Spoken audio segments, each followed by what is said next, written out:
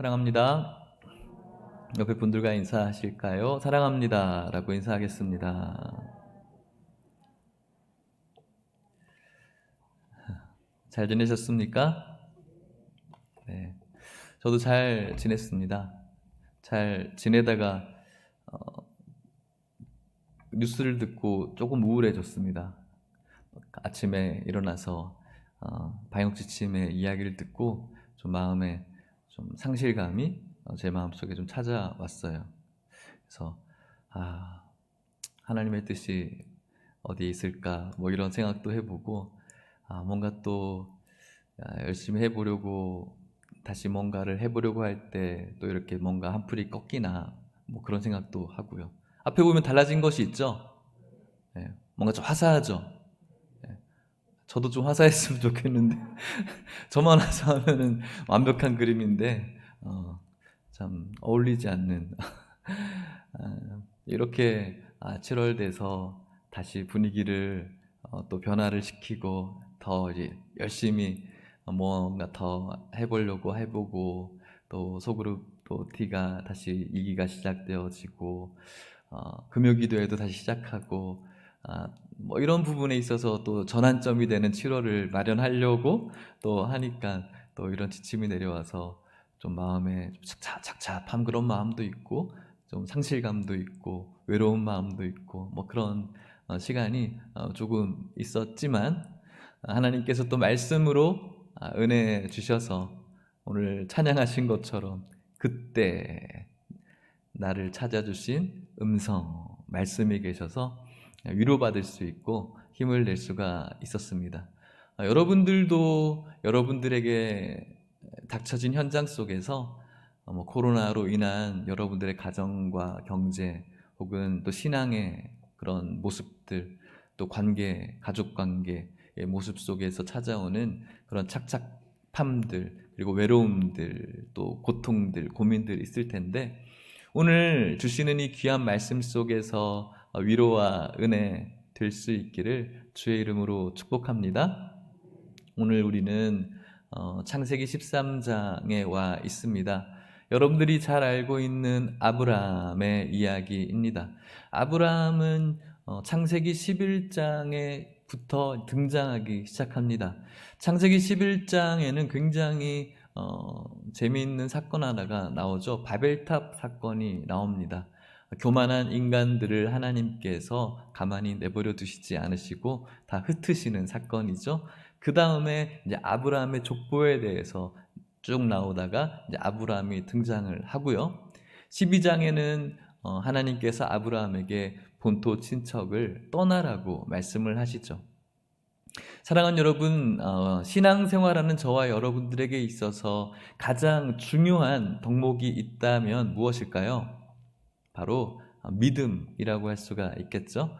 우리는 아브라함을 무엇이라고 부릅니까? 믿음의 조상이라고 부릅니다.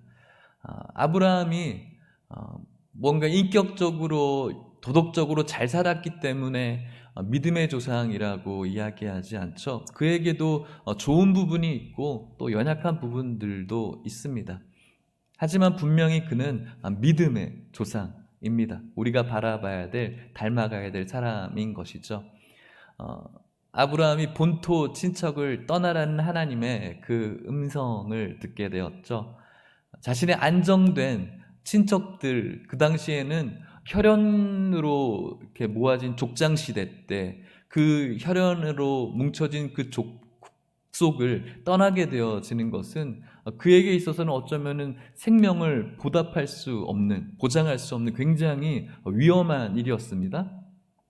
뭐 다른 땅으로 가서 더 잘 살 수 있다는 보장이 없는 거예요. 오히려 자신의 생명이 위협당하는, 자신의 혈연으로 뭉쳐진 그 부족을 떠나게 되어지면은 누군가에게 보호받지 못하는 그런 현실에 처하게 되어지는 것이죠. 하지만 히브리서에도 말씀을 하고 있지만 갈 바를 알지 못하지만 하나님 바라보고 나왔다라고 말씀하고 있어요. 그게 바로 믿음인 것이죠.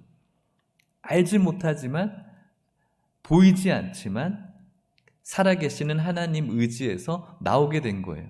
그리고 그곳을 나와서 오늘날의 가나안 땅에 아브라함이 도착을 하게 되고요. 또 그곳에서 하나님께 단을 쌓고 예배를 드리게 됩니다. 하나님께서 본토 친척을 떠나라고 말씀하셨으면 분명히 하나님께서 보장해 주신 축복이 있으면 참 좋을 텐데, 그렇게 그 땅에 채 정착하기도 전에 그곳에 어떤 일이 벌어졌냐면 기근이 찾아왔다고 창세기 12장에는 말씀을 하고 있어요. 기근이 찾아와서 이제 현실 속에 기근이 찾아왔다면 자신이 데리고 있는 식솔들, 자신의 조카였던 롯과 같이 나왔는데 롯을 포함한 자신의 아내, 식솔들을 책임져야 될 의무가 있잖아요. 기근이 들었기 때문에 이들을 어떻게 할 수가 없는 거예요. 그러니까 어떻게 그 앞으로의 삶을 결정을 했냐면 그 당시에 나일강의 물줄기를 따라 풍요롭게 살아가는 한 나라, 어떤 나라일까요? 애굽으로 가기로 결정을 하게 된 거예요. 그렇게 그래 애굽에 가서 좀 살자라고 결정을 하면서 애굽으로 식소를 데리고 가게 됩니다. 그런데 아브라함에게 어떤 생각이 들었냐면은 애굽으로 가면은 자신에게 닥쳐질 미래가 보이는 거예요. 어떤 미래였냐면은 아브라함의 아내의 이름이 혹시 아세요? 사레였습니다. 사레가 굉장히 아름다웠어요. 굉장히 이쁜 아내였던 것이죠. 그 아내가 너무 이뻤기 때문에 이방인이었던 그 아브라함 족속, 아브라함의 가족이 애굽으로 들어가면은 분명히 주목받게 될 것이고, 이뻤던 아내 때문에 그 아내를 취하려고 애굽에 있는 권력자가 아마도 남편인 자기를 죽일 것이라는 그런 예상을 하게 된 거예요.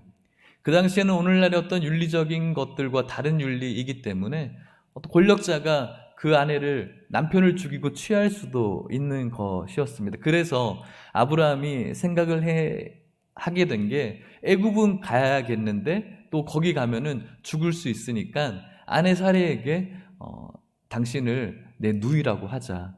그래야지 내가 살 수 있다. 그리고 우리 식솔들이 살 수 있다라고 한 거예요. 그렇게 누이라고 속이고 애굽으로 들어갔죠. 자신이 예상했던 일이 벌어졌습니다. 다 이쁜 사례에게 집중했습니다. 그 중에 가장 최고의 권력자가 누구죠? 바로였습니다. 바로가 사례를 집중했고 그 사례에 대해서 알아본 결과 아브라함의 누이라는 거예요. 그래서 이야기에서 그 사례를 왕궁으로 드리게 됩니다. 드리고 난 다음에 하나님께서 그것을 막아주시죠.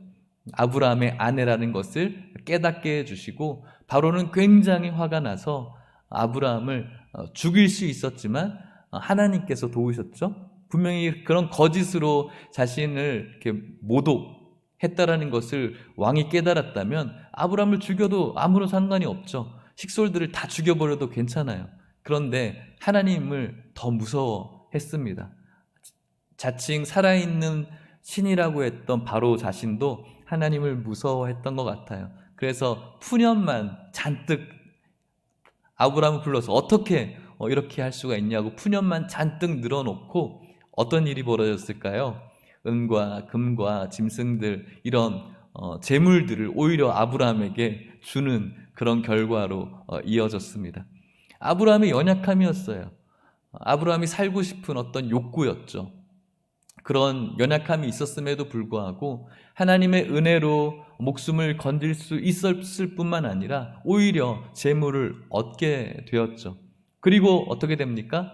이후로 애굽에서 잘 먹고 잘 살았더라, 이렇게 전래동화처럼 끝나지 않고 오늘 본문의 이야기가 시작이 되어지는데, 오늘 우리는 14절부터 읽었는데 13장 1절부터 같이 보려고 합니다. 그 후의 이야기입니다. 1절, 2절 말씀을 같이 한번 읽어볼까요? 시작.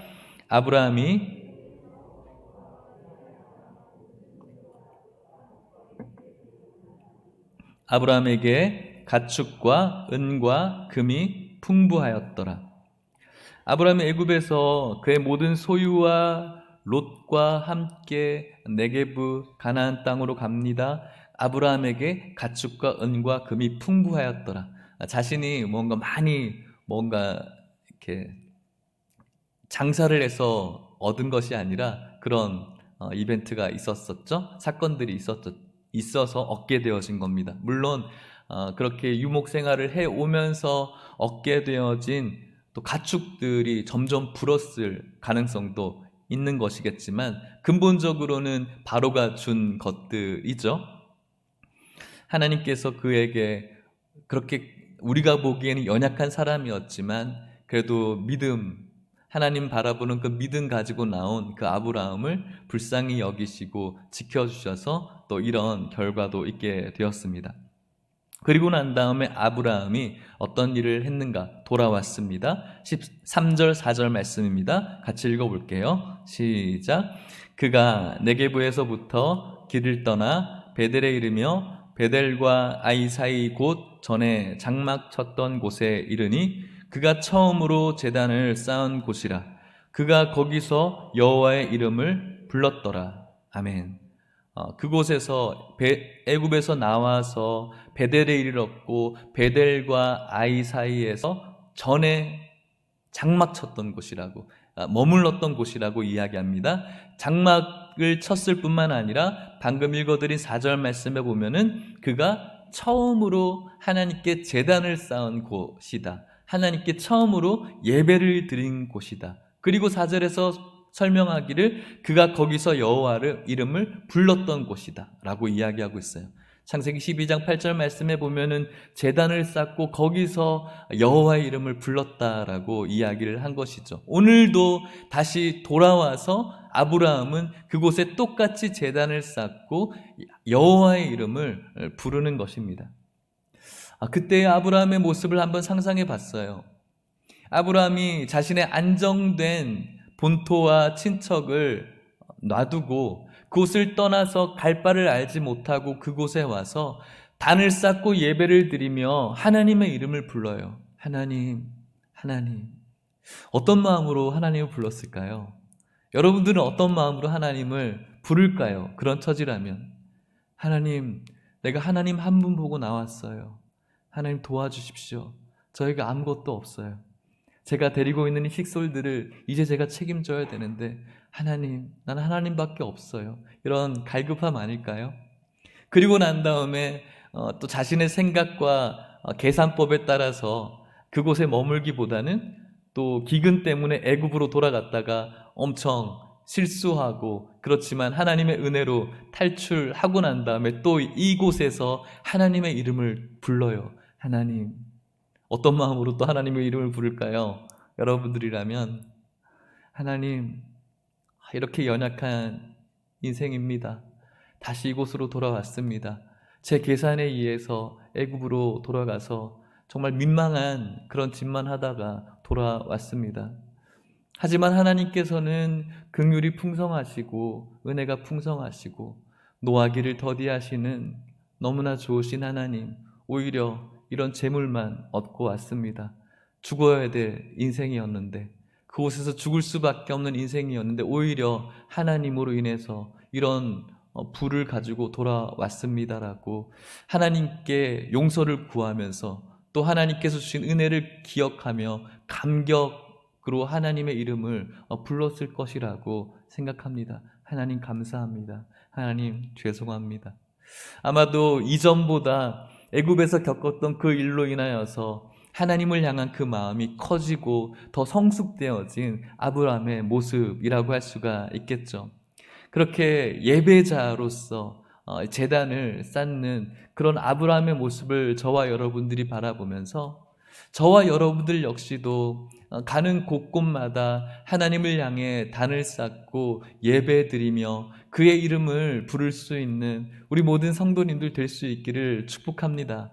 오늘 이곳에서, 여러분들이 계신 그곳에서, 또 온라인으로 예배를 드리는 여러분들의 모든 처소에서 단을 쌓고 하나님의 이름을 부를 때 하나님께서 저와 여러분들을 기뻐하실 줄 믿습니다. 그렇게 예배를 드리고 이제 이 아브라함의 현실은 지금 어떠한 현실이 되었는가? 5절 6절 말씀이에요. 같이 한번 읽어볼게요. 5절 6절입니다. 시작. 아브라함의 일행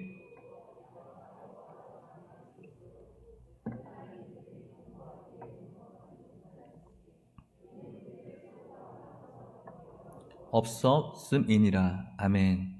예전에 뭐 성도님들에게 제가 여기 처음 왔을 때 이 비슷한 본문을 이야기하면서 넌센스로 문제를 하나를 냈어요.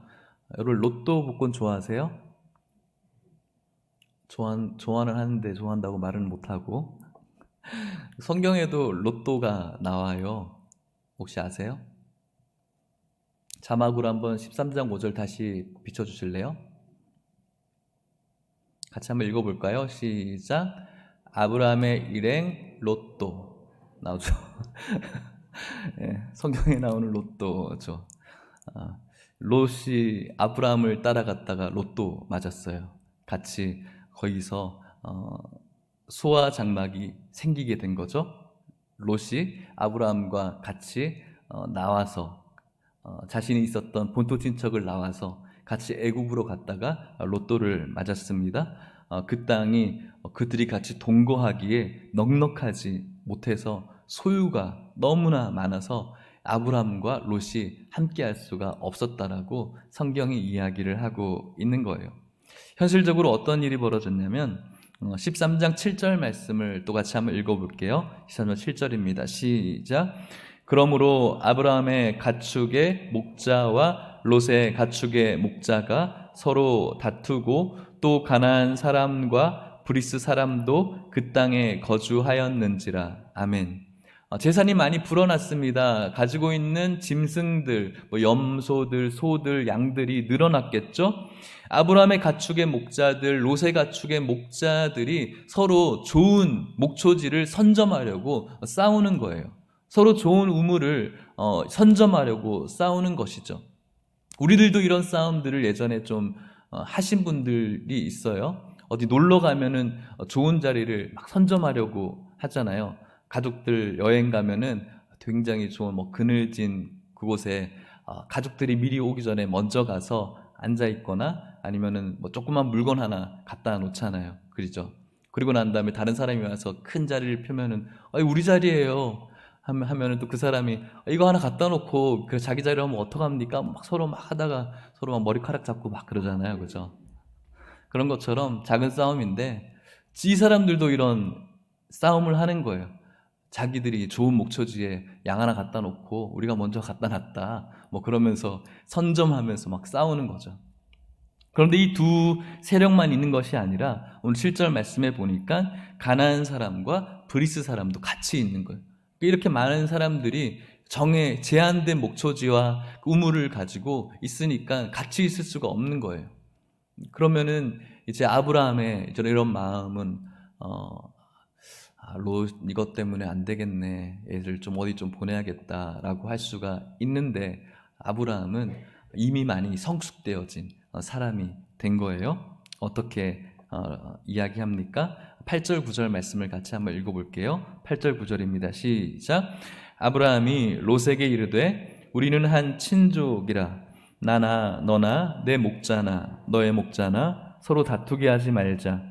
네 앞에 온 땅이 있지 아니하냐. 나를 떠나가라. 네가 좌하면 나는 우하고 네가 우하면 나는 좌하리라. 아브라함이 롯을 불러서 우리 가족이잖아. 우리는 다투면 안 돼 라고 하는 거예요. 아브라함에게 있어서 이 롯은 너무 중요한 소중한 사람이었어요.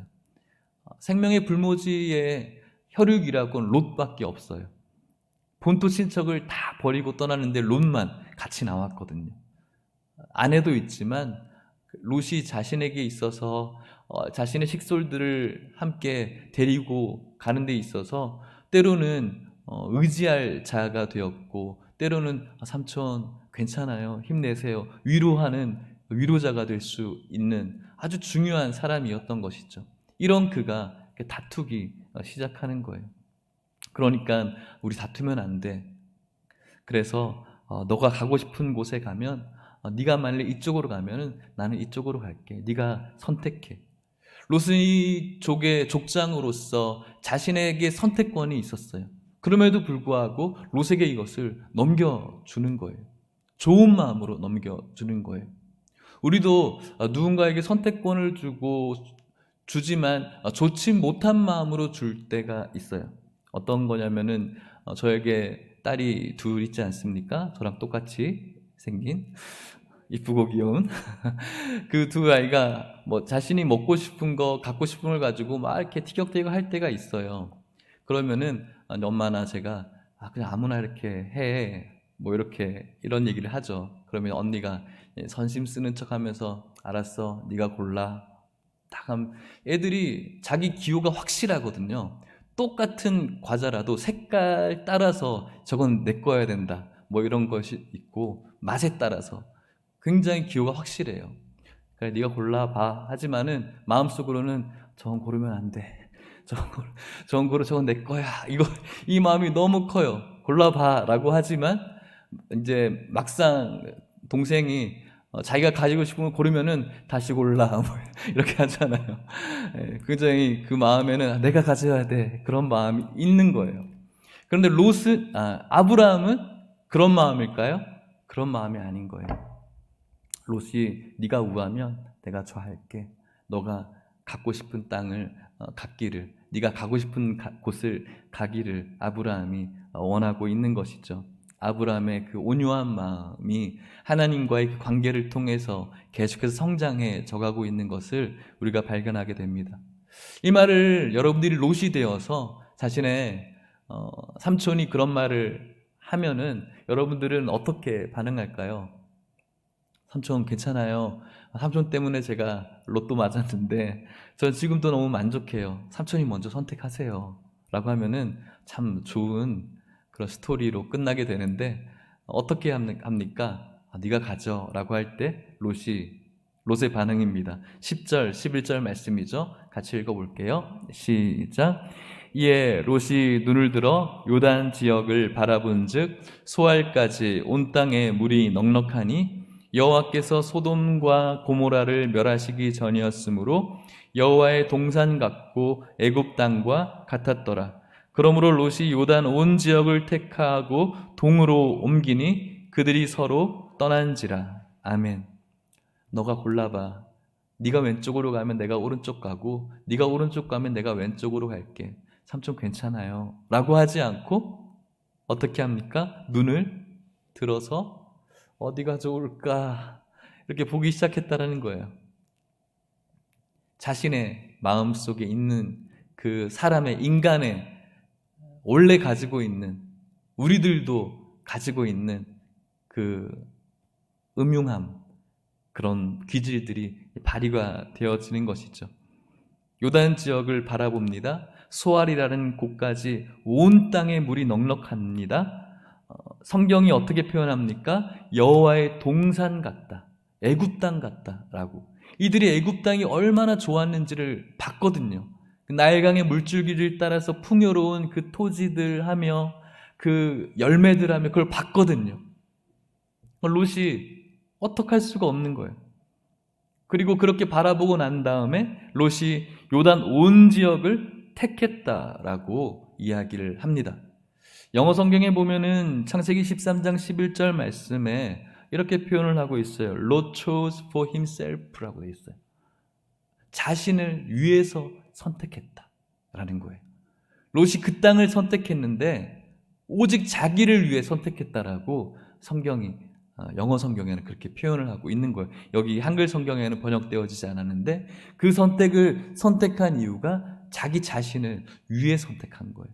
그리고 그 땅으로 가게 되어지고 아브라함은 그곳에 덩그러니 남겨지게 되는 겁니다. 자신에게 있어서 굉장한 큰 부분을 차지했었습니다. 롯이라는 존재가. 그런 존재가 가고 난 그 자리는 아브라함에게 있어서는 굉장한 허탈한 자리, 그 자리는 굉장히 외로운 자리, 자신의 마음에 구멍이 크게 난 자리이고 또 착잡한, 또 미래를 바라보면서 또 이런 혈육이 없는 것을 생각하니 자기 마음속에 굉장히 커다란 구멍이 뚫려버린 그런 외로움이 막 물밀듯 밀려오게 되는 것이죠. 지금까지 함께하며 또 그렇게 잘 대해준 조카가 그 말 한마디에 자신이 바라보고 그를 자신만을 위해서 떠나버리는 그런 모습을 또 보면서 또 인간적인 또 쓸쓸함도 함께 찾아오는 굉장한 상실감과 힘들고 어려운 자리가 바로 지금 지금 아브라함이 서 있는 자리라고 할 수가 있겠죠. 오늘 찬양하신 찬양의 가사처럼 그때 나를 찾아준 음성이 있었던 거예요. 누구의 음성일까요? 하나님의 음성인 거예요. 13장 14절 말씀을 같이 보겠습니다. 창세기 13장 14절 말씀 같이 읽겠습니다. 시작. 롯이 아브람을 떠난 후에 여호와께서 아브람에게 이르시되 너는 눈을 들어 너 있는 곳에서 북쪽과 남쪽 그리고 동쪽과 서쪽을 바라보라. 아멘. 롯을 떠나보낸 그 자리, 롯을 떠나보내고 난 다음에 외로움과 상실감과 또 인간적인 어떤 쓸쓸함이 남겨져 있는 그 외로운 자리에 누가 찾아오신 겁니까? 하나님의 음성이 찾아온 것이죠. 그곳에서 하나님께서 뭐라고 이야기합니까? 너는 눈을 들어 너 있는 곳에서, 너가 지금 상실되어진 그곳에서, 외로움을 가지고 있는 그곳에서, 인간적인 쓸쓸함을 가지고 있는 그곳에서 무엇하라고요? 동서남북을 바라보라고 하나님께서는 꿈을 주시고 비전을 주시고 용기를 주시고 위로를 주고 있는 거예요.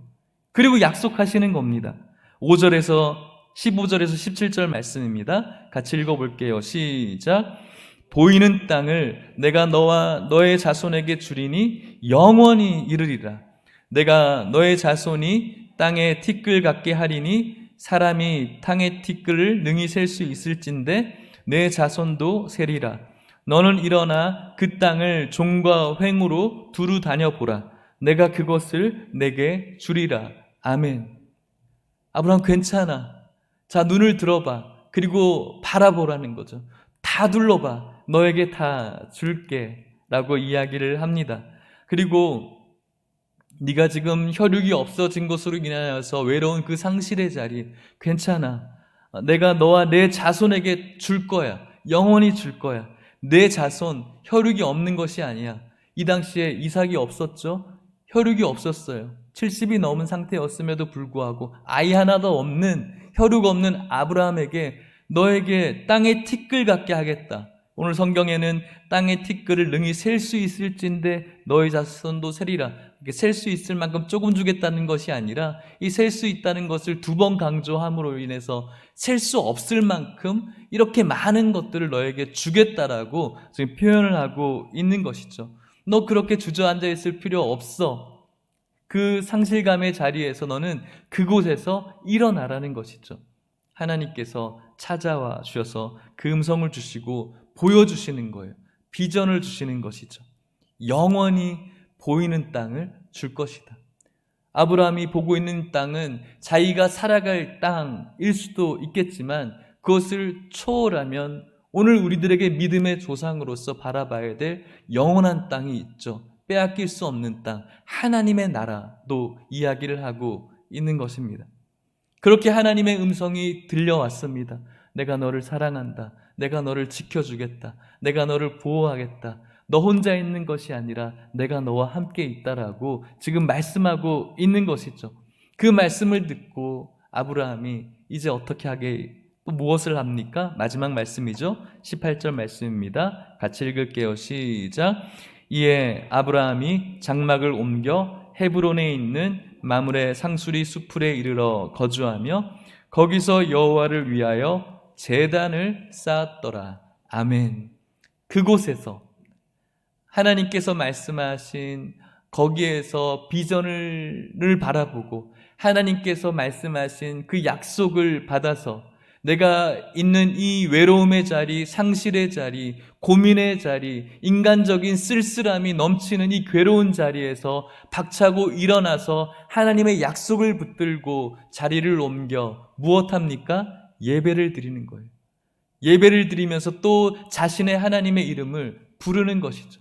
그곳에서 하나님이 주시는 은혜와 기쁨을 가지고 또다시 힘을 내서 살아가고 그 믿음을 가지고 살아가는 오늘 아브라함을 저와 여러분들에게 하나님께서 보여주고 있는 것입니다. 사랑하는 성도 여러분, 여러분들이 지금 머물러 있는 그곳, 거기에서, 너 있는 그 자리에서라고 주님께서 말씀하고 있습니다. 오늘 여러분들이 머물러 있는 자리가 어디입니까? 어떤 자리입니까? 저는 알지 못하지만 우리 하나님께서는 여러분들이 지금 머물러 있는 그 자리를 알고 계신 줄 믿습니다. 그 자리, 여러분들이 있는 그 머물러 있는 자리가 슬픔과 외로움과 상실의 자리일지라도 오늘 하나님께서는 여러분들과 함께하고 있음을 믿을 수 있기를 주의 이름으로 축복합니다. 말씀을 마치려고 합니다. 사랑하는 성도 여러분, 오늘 아브라함과 롯이 둘이 갈라졌어요. 성경은 오늘 롯이 소알 땅, 소돔 땅까지 이르렀다라고 말씀하고 있고요. 오늘 읽진 않았지만 이 소돔 땅은 하나님 보시기에 악한 사람들이 있는 곳이라고 이야기를 하고 있어요. 눈에 보이기에는 나일강처럼, 애굽처럼, 여호와의 동산처럼 너무 좋은 곳이었어요. 하지만 그곳은 하나님 보시기에 악한 땅이었어요. 그리고 롯은 결국은 눈에 보이기에 너무 좋은 땅에서 여러분들이 아시는 것처럼 소돔과 고모라 땅이 하나님의 그 저주를 받아서 완전히 무너지게 되었고, 그곳에서 롯은 자기 목숨 하나 건져 나오는 것에 감사했어요. 자신의 아내는 뒤를 돌아봐서 소금기둥이 되어버렸고, 자신이 가지고 있었던 모든 것들을 다 잃어버리고 그곳에서 나올 수밖에 없는, 자신이 가지려고 했었던 그 모든 것들 하나 건지지 못하고 자기 생명 하나 건진 거에 만족할 수밖에 없었던 거예요. 그런데 저는 롯이 소돔 땅으로 갔기 때문에 그런 일이 벌어졌다라고 생각하지 않아요. 아까도 이야기했던 것처럼 He chose for himself, 자기를 위해서 선택했기 때문에 그런 거예요. 오늘 아브라함은 아까 13장 18절 마지막 말씀이죠. 거기서 누구를 위해서 제단을 쌓았다고요?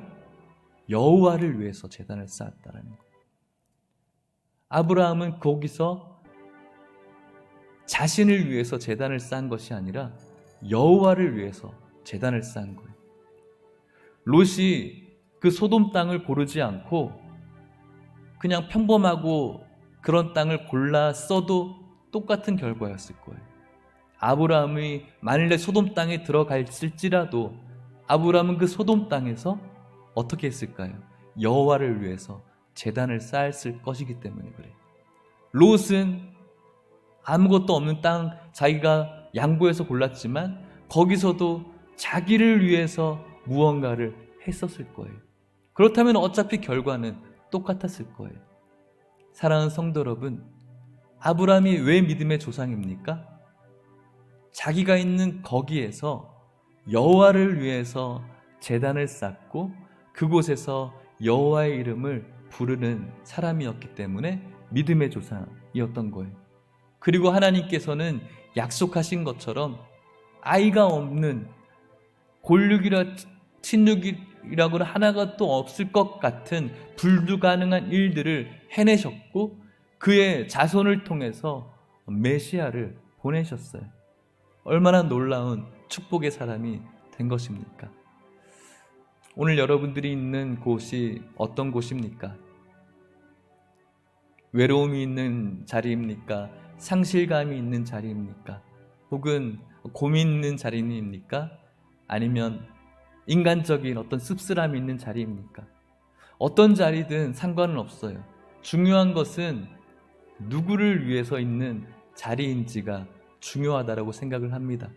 그곳에서도 여러분들이 여호와를 위해서 제단을 쌓고 그분의 이름을 불러드리는 예배자라면은 오늘 하나님께서 아브라함에게 찾아오셨듯이 여러분들에게 찾아오셔서 괜찮아, 너 있는 거기에서 모든 것들을 둘러봐 라고 비전을 주시고 오늘도 내가 너와 함께 있어, 그리고 앞으로도 너를 인도할 거야 라고 말씀하시는 그 은혜 속에 여러분들의 그 외로움과 상실의 자리를 박차고 승리하며 일어나실 수 있을 줄 믿습니다.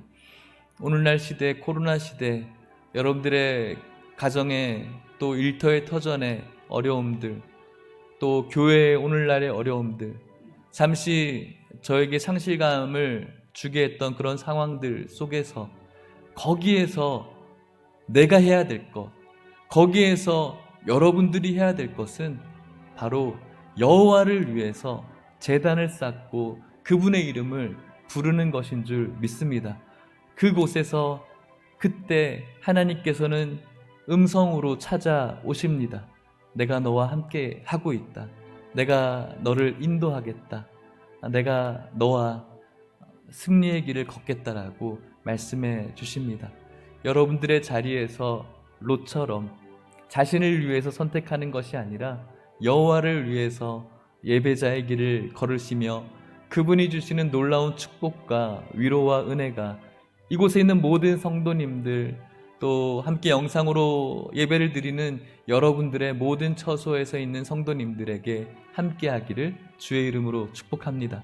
우리 같이 찬양하고 기도하시겠습니다.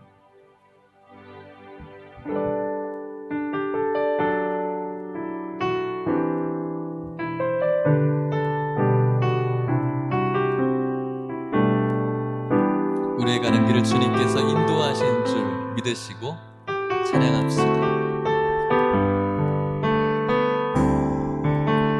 나의 가는 길 주님 인도하시네. 그는 보이지 않아도 날 위해 일하시네. 주 나의 인도자 항상 함께 하시네. 사랑과 힘 베푸시며 인도하시네. 나의 가는 길, 나의 가는 길 주님 인도하시네. 그는 보이지 않아도 날 위해 일하시네. 주 나의 인도자 항상 함께 하시네. 사랑과 힘 베푸시며 인도하시네.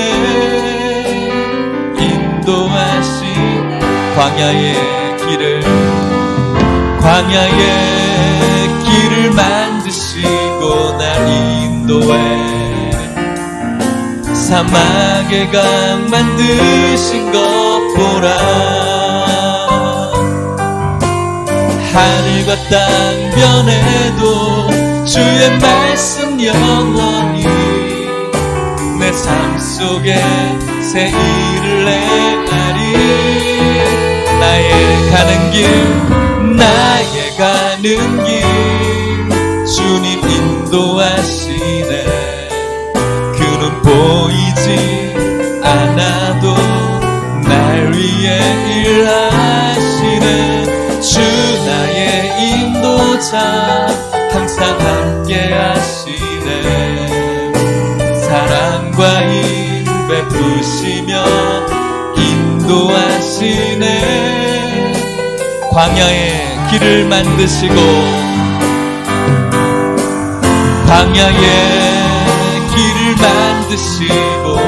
사막의 강 만드시는 전능하신 하나님.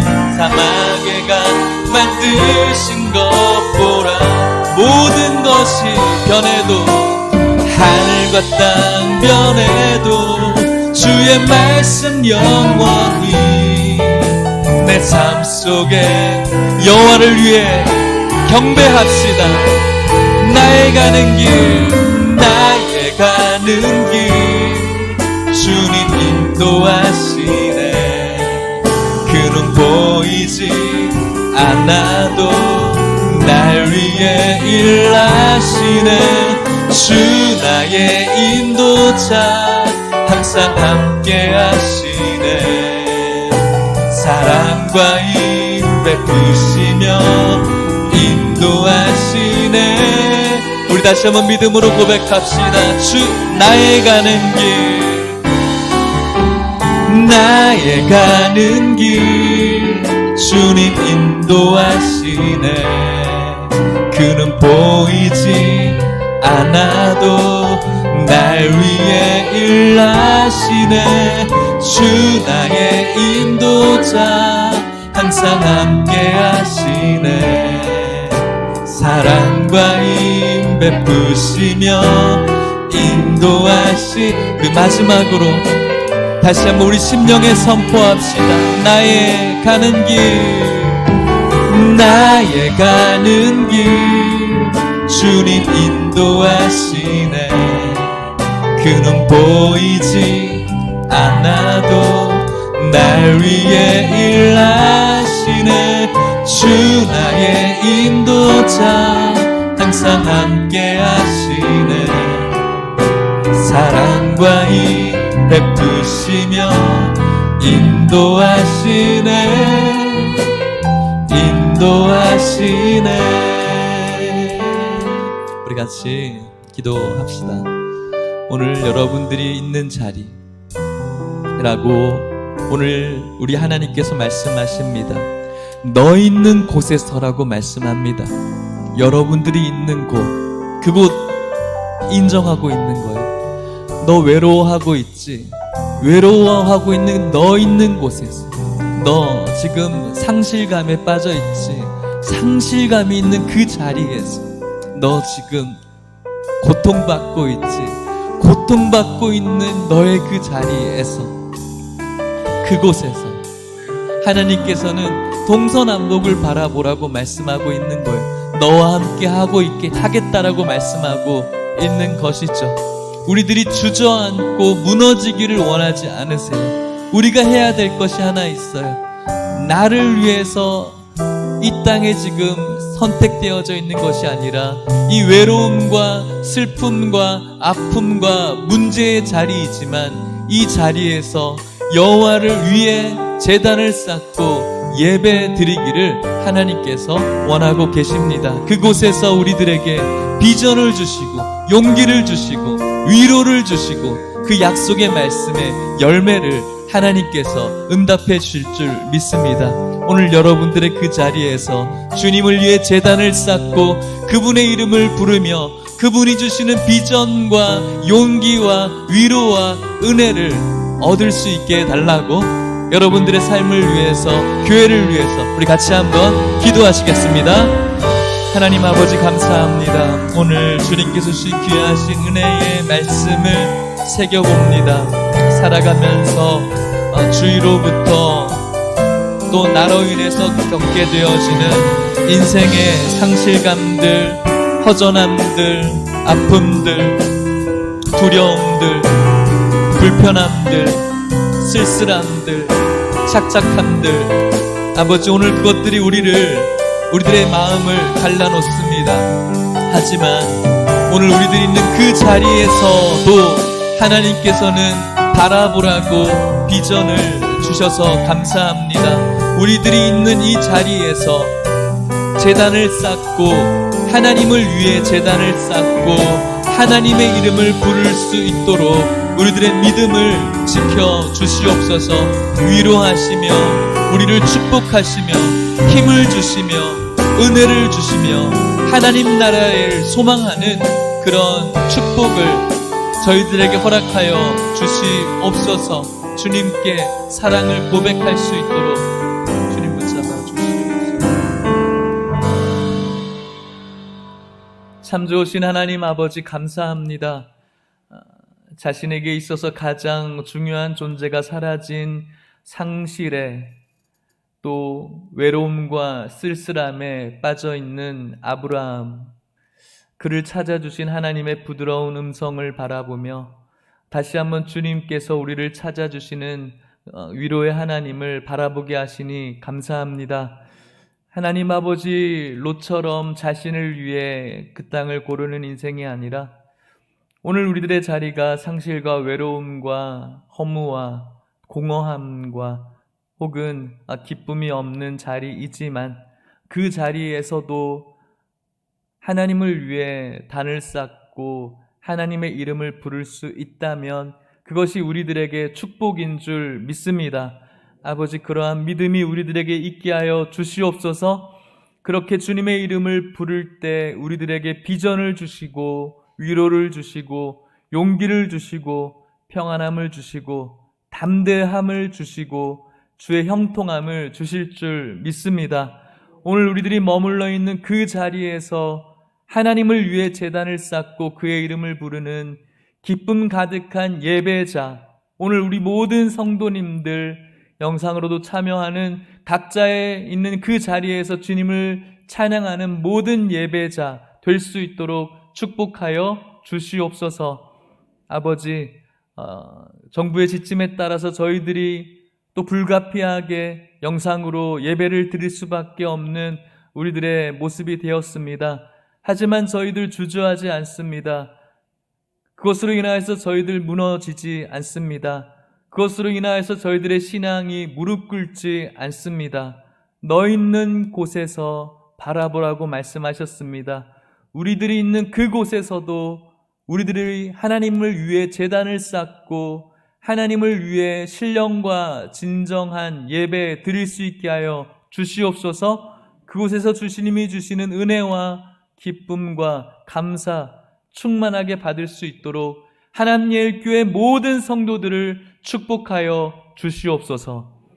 지금은 예수 그리스도의 은혜와 하나님의 사랑과 성령의 교통하심이 우리들이 있는 그곳에서 주님을 위해 단을 쌓고 그분의 이름을 부르며 그분을 찬양하고 예배하며 그분이 주시는 위로와 격려와 평안과 감사와 은혜 누리기를 간절히 소망하는 이곳에 있는 모든 성도님들과 이들의 가정과 주님의 교회 하남예일교회와 앞으로 이 교회에서 하나님의 나라를 위해 아름답게 신앙생활할 다음 세대 가운데 이제부터 영원토록 함께 있을지어다.